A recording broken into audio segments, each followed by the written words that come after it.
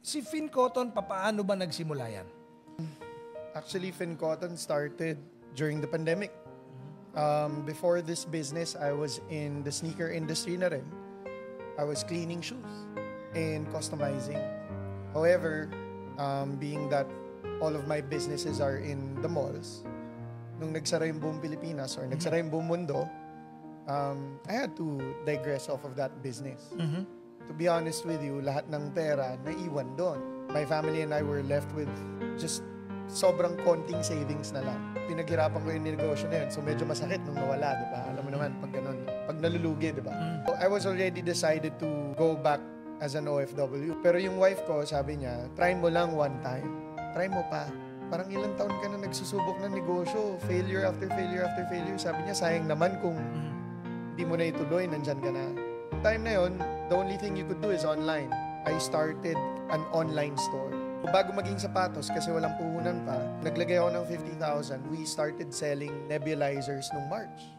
Sakto kasi pumutok yung Taal and may COVID. Nagtanong-tanong ako sa mga Binondo shops, magkano ba nebulizer? Sabi niya, sir, pag bulk, 600. Okay, sige. Kumuha ko isa, I took my phone, took a video, sabi ko, ang ganda nitong nebulizer nito, etc., etc. On the first month, boss, 2 million pesos worth of nebulizers na benta namin nung March. 50,000 lang pera ko. Yung kasya sa 50,000, bibili ko ng nebulizer. Then the next day, kukuha ko ng 2 Grab rider, kukontratahin ko, dali mo sa buong Manila. Ikot siya. Bayaran ko 100 per delivery. Eh, yung price ng nebulizer, 1,999, 2,000. So okay lang, deliver.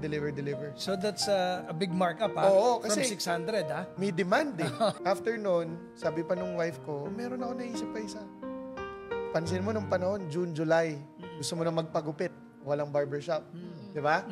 So binenta ko yung wireless na yung pangpagupit. Kasi usually, asawa mo na lang yung maggugupit or girlfriend, di ba?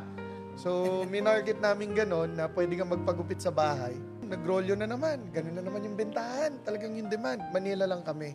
Fini-Facebook ads ko lang. So, sabay-sabay yun, Sir Paul? Yes. Nebulizer, yes. razor. Umabot nung August, medyo nakakalabas na yung mga tao. GCQ, MCQ, ECQ, lahat ng iba't ibang klase ng CQ.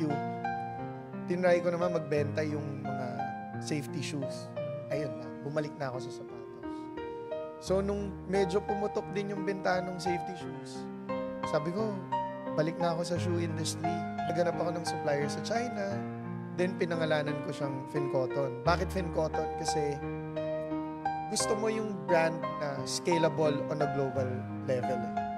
Pag pinangalanan ko kasing Tagalog, baka mahirap i-scale internationally. Gusto mo, pag nilagay mo sa Japan, Finn Cotton, uy, ano to? Diba? Pag nilagay mo sa US, uy, tanggap ka agad. Wala nang explanation or whatsoever.